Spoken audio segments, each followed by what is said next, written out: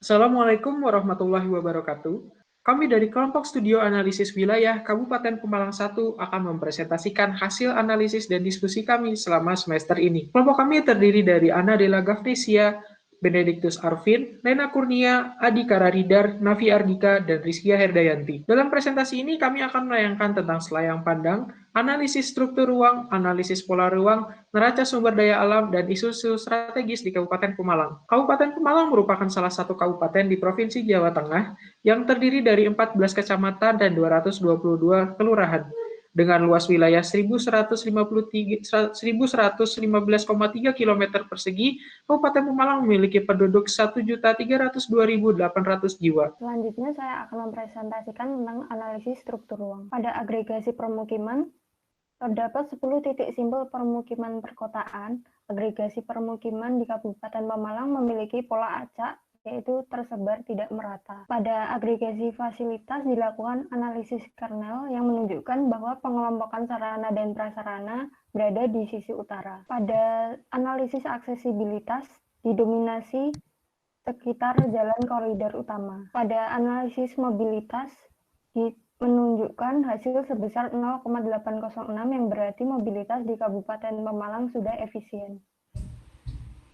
Selanjutnya yaitu interaksi. Semakin besar hasil perhitungan menunjukkan semakin besar pula interaksinya. Interaksi tertinggi simpul perkotaan dimiliki oleh Kecamatan Taman dan yang terendah yaitu Ulu Jami. Selanjutnya, konektivitas. Kami menggunakan 3 metode perhitungan dan hasil analisis dari ketiga metode perhitungan menunjukkan konektivitas Kabupaten Pemalang cukup baik. Selanjutnya yaitu perbandingan hierarki perkotaan existing dan rencana. Hasil identifikasi kelompok kami menunjukkan rata-rata kecamatan mengalami penaikan hierarki, namun ada juga beberapa yang sama. Yang berbeda adalah Kecamatan Taman dijadikan bagian pengembangan kawasan perkotaan Pemalang dan Kecamatan Moga mengalami penurunan hierarki. Kesimpulan dari struktur ruang yang pertama, berdasarkan hasil sebaran pemukiman terdapat 11 titik simpul perkotaan, nilai indeks penyebaran tetangga sebesar 1,2 yang berarti acak. Berdasarkan peta agregasi fasilitas, sarana dan prasarana terletak di sebelah utara, aksesibilitas di koridor utama baik namun di sebelah barat daya rendah, mobilitas di Kabupaten Pemalang sudah efisien, simpul perkotaan untuk interaksi cukup baik, dan konektivitas juga cukup baik. Selanjutnya saya akan menjelaskan mengenai analisis pola ruang. Yang pertama kali dilakukan adalah identifikasi pola ruang berdasarkan pada kondisi existing guna lahan dengan klasifikasi berdasarkan pada rencana pola ruang Kabupaten Pemalang. Sehingga didapatkan hasil 12 kawasan yang terdiri dari kawasan hutan lindung, kawasan konservasi, serta sungai dalam kawasan lindung, serta kawasan hutan produksi terbatas dan tetap, pemukiman, pertanian lahan kering, pertanian sawah irigasi dan non-irigasi, perikanan, serta peruntukan industri di dalam kawasan budidaya. Sebelum melakukan evaluasi, dilakukan analisis kesesuaian lahan dengan konsep sensitivitas ekologis dengan 7 kriteria. Selanjutnya, sehingga didapatkan hasil bahwa area non-sensitif atau yang dapat dilakukan pembangunan itu seluas 52% yang tersebar di Kecamatan Taman, Pemalang, Ampel Gading, dan Comal. Berdasarkan hasil evaluasi pola ruang existing dengan kesesuaian lahannya, maka didapatkan 61,62%-nya itu telah sesuai, sementara berdasarkan evaluasi pola ruang rencana itu masih terdapat 37,43% yang belum sesuai dengan kondisi sensitivitas ekologisnya. Beralih ke implementasi existing dengan rencana pola ruang, itu terdapat beberapa kawasan yang belum tercapai luasannya, yaitu kawasan industri, kawasan hutan lindung, kawasan konservasi, kawasan pemukiman, kawasan TPA, jalan bebas hambatan, serta pariwisata. Selanjutnya dari carrying capacity, yaitu yang pertama permukiman, didapatkan bahwa nilai daya dukung lahan terbangun yaitu dengan nilai 3,5, yang artinya daya dukung lingkungan permukiman masih mampu menampung penduduk untuk bermukim 3 kali lebih dari jumlah penduduk yang ada. Lalu dari segi daya dukung pertanian, di sini sudah dihitung dan angka 0,0013 yang artinya masih di bawah nilai 1. Kabupaten Pemalang masih belum mampu untuk melakukan swasembada pangan berupa beras. Selanjutnya, dari segi daya dukung air, di sini Kabupaten Pemalang memiliki nilai perhitungan sebesar 0,35, artinya nilai kurang dari 1. Di sini masih belum bisa memenuhi kebutuhan air bersih penduduk di Pemalang. Untuk proyeksi lahan permukiman yang pertama itu ada dari skenario business as usual. Di sini tidak ada intervensi terhadap kebutuhan lahan, jadi didapatkan nilai lahan yaitu 23.308 hektar. Lalu yang skenario kedua adalah skenario compact housing. Di sini menggunakan standar SNI nomor 03133 dengan kebutuhan luasan minimal yaitu 36 meter persegi. Didapatkan nilai lahannya yaitu 1.235,45 hektar. Lalu skenario yang ketiga adalah skenario moderat. Nah, skenario moderat ini merupakan skenario gabungan antara business as usual dan compact housing dengan nilai keduanya lalu dibagi dua. Didapatkan nilai luas lahan permukiman yaitu 12.235,8 hektar. Berdasarkan hasil kesimpulan 3 skenario, didapatkan bahwa ketiga skenario ini memiliki surplus supply yang artinya bisa mencukupi penambahan kebutuhan lahan sampai 20 tahun ke depannya. Tapi yang paling optimal atau yang bisa dimanfaatkan dengan baik adalah dari skema compact, karena skema compact ini membutuhkan lahan yang paling sedikit, yaitu 1.234,5, sehingga untuk kebutuhan lahan yang lain bisa dioptimalisasi dengan guna lahan yang lain. Dan ini adalah kesimpulan dari the highest and the best use. Berdasarkan valuasi moneter the highest and the best use, didapatkan bahwa kontribusi skenario optimis atau yang kompak itu memiliki nilai yang paling tinggi dari segi moneter dibanding dengan skenario yang lain, dengan nilai kurang lebih 22,2 triliun. Selanjutnya, saya akan coba menjelaskan mengenai neraca sumber daya alam yang terdiri dari NSDA air, NSDA perikanan, NSDA kehutanan, NSDA pertanian tanaman pangan, NSDA perkebunan dan hortikultura, dan NSDA pertambangan. Pada NSDA pertama, yaitu NSDA air, didapatkan nilai aktiva atau total kapasitas air sebesar 3,9 miliar meter kubik setiap tahunnya. Sementara pada pasiva atau total kebutuhan air didapatkan nilai 829 juta meter kubik setiap tahunnya. Berdasarkan dua data tersebut, didapatkan nilai daya dukung air Kabupaten Pemalang yaitu 4,7, yang berarti kebutuhan air Kabupaten Pemalang masih terpenuhi hingga saat ini. Kemudian pada neraca fisik dan moneter, didapatkan nilai neraca fisik yaitu 3 miliar meter kubik setiap tahunnya, dan cadangan moneter yaitu 13 triliun rupiah. Sementara pada NSDA perikanan didapatkan nilai aktiva yaitu 2.331 hektar dan nilai lahan pasiva yaitu 2.179. Sementara pada nilai moneter pasiva atau kondisi existing saat ini didapatkan yaitu 374 miliar rupiah. Selanjutnya yaitu pada fisik cadangan didapatkan nilai 152,7 hektar atau sekitar 6% dari nilai aktiva. Kemudian pada moneter cadangan didapatkan nilai 26 miliar rupiah. Selanjutnya yaitu NSDA kehutanan. Berdasarkan 9 kriteria, didapatkan nilai aktiva yaitu 385,13 km persegi dan nilai pasiva 8,14 km persegi. Berdasarkan data tersebut, didapatkan nilai cadangan lahan NSDA kehutanan yaitu 3,76,99 km persegi yang terbagi dalam 5 komoditas kehutanan. Selanjutnya, pada neraca fisik didapatkan nilai cadangan produksi yaitu 21 juta meter persegi dan pada neraca fisik didapatkan yaitu 21 triliun rupiah.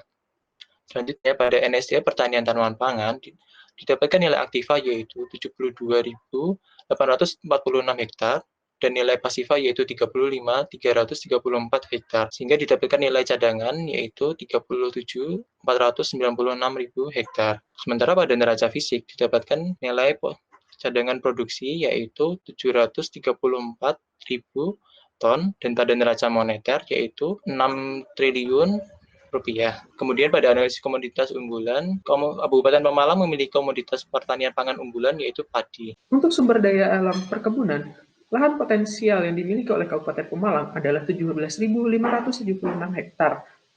Untuk lahan cadangannya ada 8.419 hektar dan cadangan produksi terbesar dimiliki oleh komoditas kelapa sayur. Sementara untuk cadangan moneternya sebesar 351,3 triliun dengan komoditas dengan cadangan moneter terbesar adalah cengkeh, kopi arabica, dan diikuti oleh kelapa sayur. Untuk hortikultura buah, lahan potensial yang dimiliki Kabupaten Pemalang adalah 7.800 hektar dengan lahan cadangan 4.626 hektar Dan cadangan produksi terbesarnya adalah pada komoditas nanas. Sementara cadangan moneter untuk hortikultura buah adalah 5,59 triliun, dengan komoditas yang menyumbang terbesarnya adalah nanas, diikuti pisang dan mangga. Selanjutnya masuk ke NSDA pertambangan. Berdasarkan hasil analisis neraca fisik dari 13 komoditas, didapatkan cadangan sebesar 1.655.000 ton. Nah, dari semua komoditas dengan nilai cadangan terbanyak dipegang oleh diorit yang menguasai sekitar 79% dari total cadangan tambang. Berdasarkan analisis neraca moneter dan komoditas unggulan, sumber daya alam pertambangan Kabupaten Pemalang memiliki cadangan sebesar 135,33 triliun dan valuasi moneter tertinggi dipegang oleh diorit sebesar 91,04 triliun. Sebelum beranjak ke isu strategis, kami akan menampilkan tentang proses pemilihan isu strategis di Kabupaten Pemalang. Dalam pemilihan isu strategis, kami menggunakan metode analytical hierarchical process atau AHP yang kerangka bekerjanya dapat disimak di tampilan layar berikut ini. Kriteria pemilihan isu strategis yang kami pakai adalah keterpaduan pengelolaan dan pelayanan wilayah, kelestarian ekologi, dan kesejahteraan antar daerah. Dari 9 isu strategis, terdapat 6 isu strategis prioritas yang akan kami tampilkan secara mendetil dalam presentasi ini. Isu strategis yang pertama, potensi kinerja aksesibilitas pendidikan dalam pengentasan kemiskinan. Dalam beberapa tahun terakhir, Kabupaten Pemalang sudah mampu untuk menaikkan pertumbuhan ekonominya. Namun, Kabupaten Pemalang masih menjadi kabupaten termiskin nomor 4 di Jawa Tengah. Menurut ahli ekonomi Jeffrey Sachs, mekanisme dalam penuntasan kemiskinan ialah pengembangan human capital yang bisa diraih melalui pengembangan pendidikan. Ini adalah kerangka berpikir dan pohon masalah dari isu saya, dan ini merupakan metode uji data yang sudah saya lakukan dengan seluruh asumsi terpenuhi, yang berarti data yang saya gunakan relevan dengan isu yang saya angkat. Lalu beralih ke analisis kondisi existing, ini adalah peta jangkauan sarana pendidikan SD, SMP, dan SMA yang sudah di-overlay dengan agregasi pemukiman. Disimpulkan terjadinya ketimpangan keterjangkauan fasilitas antara bagian utara dan selatan, bahkan masih banyak agregasi pemukiman yang belum terdapat fasilitas pendidikan di sekitarnya. Beralih kepada data, untuk data pertama yaitu angka putus sekolah, selama 3 tahun berturut-turut Pemalang menduduki angka tertinggi dalam angka putus sekolah tingkat SMA di Jawa Tengah. Untuk rata-rata lama sekolah merupakan yang terendah kedua setelah Brebes selama 3 tahun berturut-turut, dan untuk angka partisipasi murni sangat rendah, bahkan tidak sampai setengahnya pada tahun 2019. Untuk kualifikasi guru TK atau SD negeri di Kabupaten Pemalang sangat jauh dari standar yang telah ditetapkan Menteri Pendidikan. Bahkan beberapa guru SD merupakan tamatan SD. Hal ini mengkhawatirkan mengingat siswa yang berkualitas tentu lahir dari tenaga pendidik yang berkualitas pula.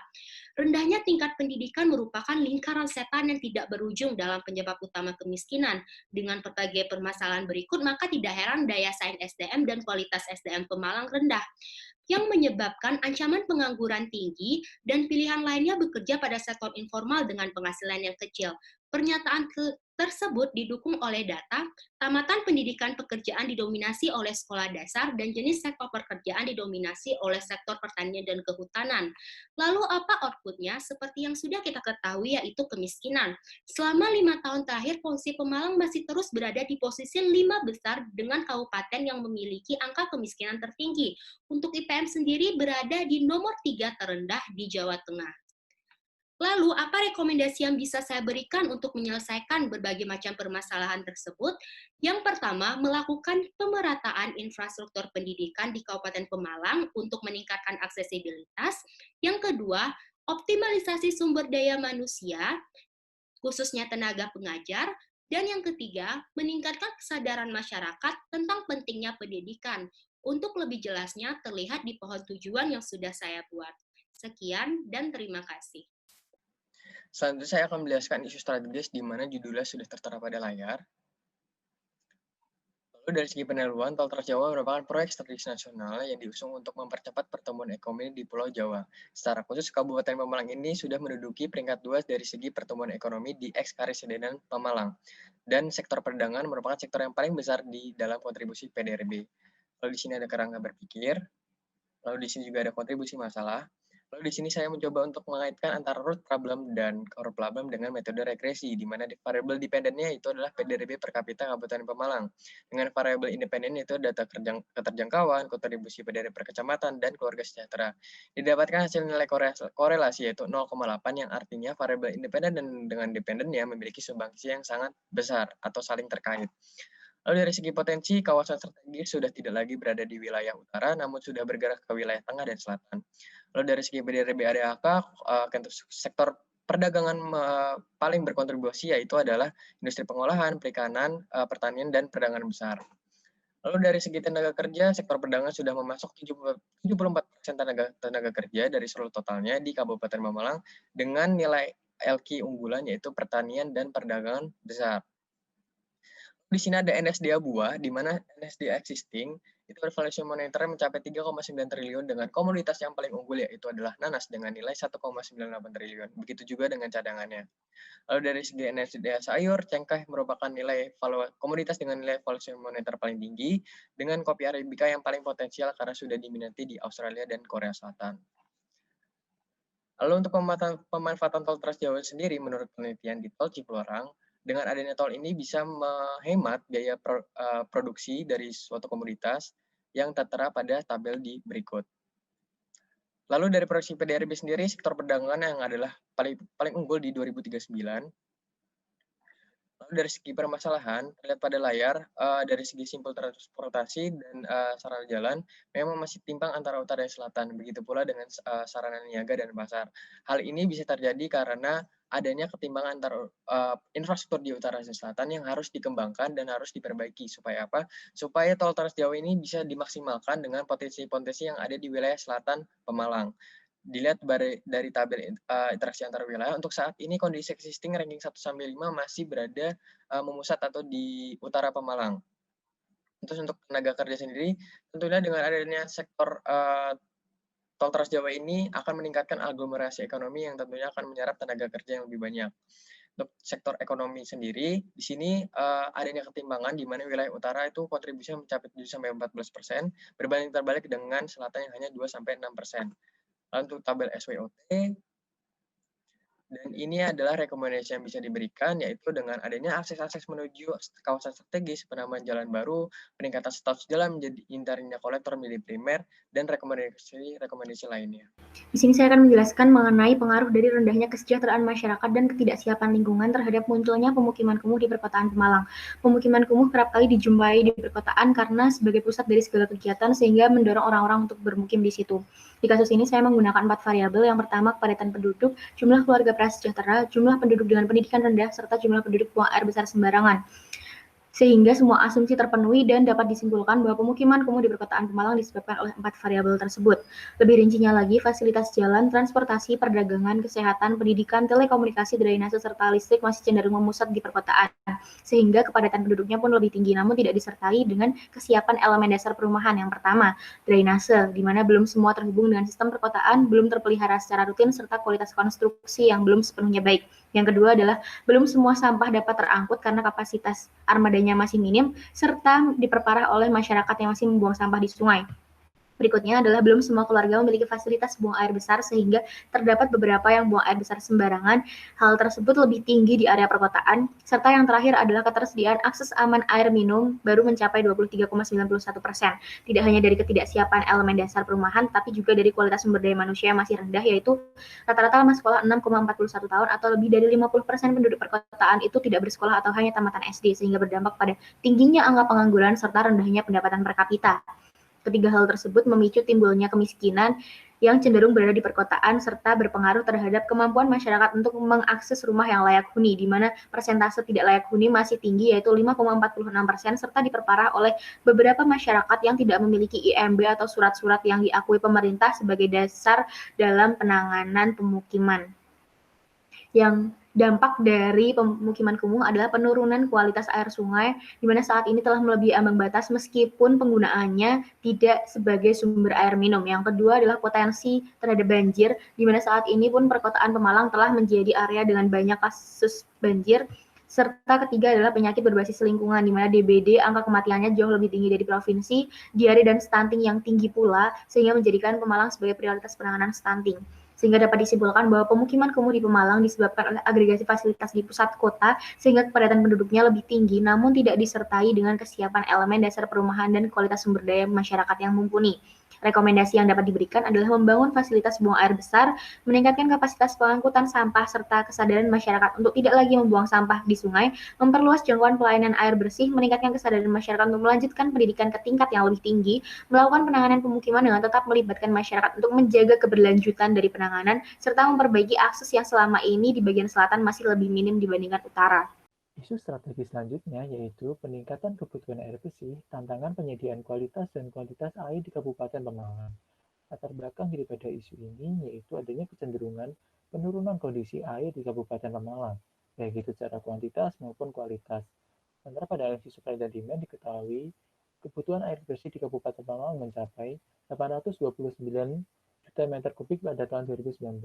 Jumlah tersebut diproyeksikan akan terus meningkat pada tahun 2038 mencapai 2,4 juta meter kubik setiap tahunnya. Sementara pada analisis ketersediaan, Kabupaten Pemalang memiliki potensi air bersih mencapai 3,9 juta meter kubik setiap tahunnya. Dalam pemenuhan air bersih, Kabupaten Pemalang memiliki 3 sumber utama, yaitu sumber pribadi, jaringan lain, dan lain-lainnya. Sementara jaringan PDAM berkontribusi kurang lebih 19,2% secara keseluruhan. Tingginya pemanfaatan air tanah di Kabupaten Pemalang menjadikan ketersediaannya sangatlah penting. Akan tetapi, kondisi air tanah di Kabupaten Pemalang sangatlah beragam dan tidak semua kecamatan memiliki air tanah yang baik. Pada gambar di samping ini dapat dilihat apabila telah terjadi krisis air di 2 kecamatan dan adanya air tanah yang asin di 5 kecamatan. Pada tahun 2019 terjadi bencana kekeringan di Kabupaten Pemalang yang menjadikan 3 kecamatan krisis cadangan air bersih, 7 kecamatan daerah rawan kekeringan pertanian. Selain itu, adanya intrusi air laut di Kabupaten Pemalang di 5 kecamatan pesisir. Bahkan intrusi tersebut telah mencapai 5,8 km dari garis pantai. Pada analisis kualitas air di Kabupaten Pemalang ditemukan adanya pencemaran domestik yang disebabkan oleh 71.119 keluarga yang belum memiliki akses terhadap sanitasi. Ditemukannya juga pencemaran non-domestik yang disebabkan adanya kegiatan usaha yang belum dilengkapi dengan instalasi pengolahan air limbah. Selain itu, dilihat dari volumenya, keberadaan air permukaan merupakan potensi terbesar air bersih di Kabupaten Pemalang. Akan tetapi, pada Sungai Waluh maupun Sungai Comal sudah mengalami pencemaran dan tidak memenuhi standar baku mutu aliran air. Selain itu, berdasarkan hasil pemantauan air tanah, disimpulkan adanya cukup tingginya pencemaran air tanah diakibatkan oleh aktivitas domestik maupun non-domestik di Kabupaten Pemalang. Selanjutnya, penurunan kuantitas dan kualitas air bersih di Kabupaten Pemalang berdampak pada peningkatan jumlah penderita penyakit maupun jenis penyakit, sehingga dapat disimpulkan apabila penurunan kondisi air di Kabupaten Pemalang disebabkan adanya pembangunan di Kabupaten Pemalang yang belum sepenuhnya memperhatikan daya dukung dan daya tampung lingkungan. Oleh karena itu, diperlukan langkah-langkah terpadu antar wilayah, antar sektor, dan antar generasi dalam menjaga dan mengelola sumber daya air agar dapat terus membawa manfaat sebesar-besarnya. Berdasarkan analisis tersebut, dirumuskan skema tujuan dan rekomendasi sebagai berikut. Isu strategis berikutnya adalah optimalisasi peran Pemalang sebagai pusat kegiatan lokal dalam persaingan pariwisata di kawasan utara Provinsi Jawa Tengah. Kabupaten Pemalang berbagi garis pantai utara Pulau Jawa dengan tetangganya, yakni Kabupaten Brebes, Kota Tegal, Kabupaten Tegal, dan Kabupaten Pekalongan. Dalam rencana strategis kawasan perkotaan Bergas Malang, 2 PKL yang berada di Kabupaten Pemalang, yakni Perkotaan Inti 2.1 di Perkotaan Pemalang dan Perkotaan 2.2 di Perkotaan Comal.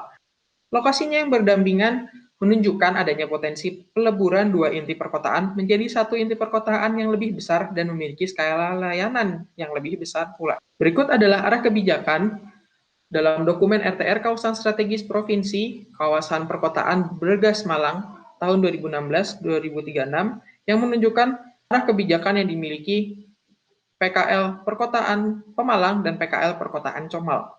Masalah yang mendukung isu strategis ini adalah Pantai Widuri menjadi primadona sekaligus tulang punggung pariwisata Kabupaten Pemalang.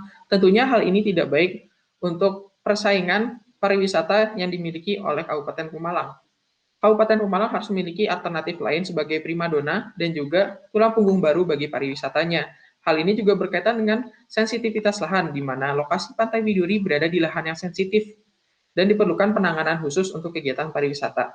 Sensitivitas lahan menjadi pertimbangan utama dalam penentuan jenis pariwisata dan aktivitas pendukungnya. Selanjutnya adalah masalah struktur ruang wilayah, di mana terdapat 3 dari 6 kecamatan PKL memiliki hierarki yang lebih rendah pada RT/RW dibandingkan pada kondisi existingnya. Potensi yang dimiliki untuk mendukung isu strategis ini adalah 2 PKL yang terdapat di Kabupaten Pemalang ini juga termasuk ke dalam 2 DPD. Dan Kabupaten Pemalang juga memiliki potensi wisata budaya lokal seperti Baritan, Kuntulan, dan Sintren atau Lais. Dan berikut adalah analisis SWOT dan causal loop dari isu strategis ini. Dalam penentuan solusi dan rekomendasi digunakan metode Scamper, yakni yang terdiri dari substitusi, kombinasi, adaptasi, modifikasi, penggunaan lain, eliminasi, dan reverse atau pembalikan fungsi. Metode ini digunakan untuk memberikan variasi yang lebih banyak sehingga dapat dilakukan solusi-solusi penanganan yang lebih baik dan lebih tepat guna untuk isu strategis ini. Salah satu solusinya adalah Kabupaten Pemalang dapat mengombinasikan beberapa sektor pariwisata seperti kombinasi antara pariwisata alam, edukasi, dan budaya. Selain itu juga Kabupaten Pemalang dapat menerapkan konsep community-based tourism yang dapat merampingkan proses birokrasi pengembangan pariwisata dengan komunitas atau masyarakat yang menjadi penggerak utama destinasi pariwisata. Perkenalkan, saya Rizky Adayanti. Pada kali ini akan mempresentasikan isu strategis yang berjudul optimalisasi sektor sosial kependudukan sebagai strategi peningkatan indeks pembangunan manusia di Kabupaten Pemalang.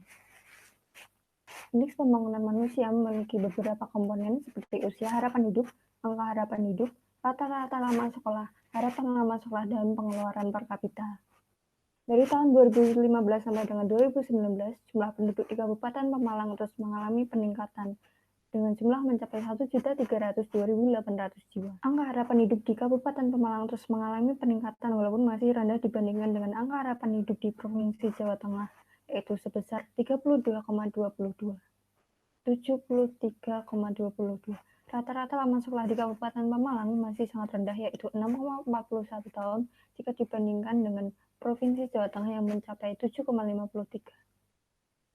Angka harapan lama sekolah di Kabupaten Pemalang terus menunjukkan peningkatan dari tahun ke tahun. Tingkat kemiskinan masih tergolong tinggi dan lebih rendah dibandingkan dengan Provinsi Jawa Tengah secara keseluruhan. Peta agregasi fasilitas menunjukkan pengelompokan sarana dan prasarana di sisi utara Kabupaten Pemalang. Hampir seluruh penduduk bersekolah SD tepat waktu, sementara masih sedikit sekali penduduk yang bersekolah SMA, SMK, dan MA tepat waktu. Terdapat 2 pembangunan rumah sakit di Kabupaten Pemalang, dan ada existing sebesar 8 rumah sakit yang berjenis rumah sakit umum, dan 4 rumah sakit kelas C dan 4 rumah sakit kelas D. Dari peta sarana dan prasarana kesehatan terlihat belum semua permukiman yang terjangkau oleh keberadaan rumah sakit di Pemalang saat ini.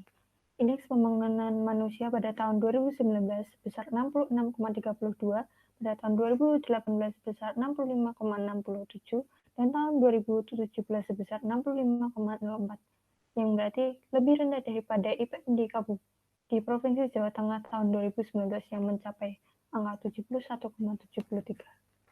Jika dibandingkan dengan kabupaten lain yang berada di Provinsi Jawa Tengah, IPM kabupaten termasuk terendah kedua di Provinsi Jawa Tengah yang mencapai 66,32 pada tahun 2019.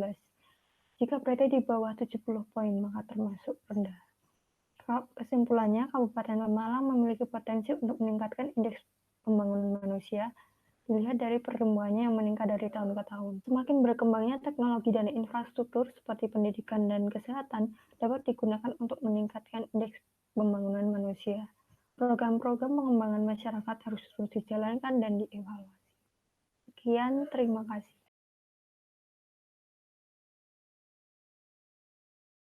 Terima kasih. Sudah nonton video kami. Yeay.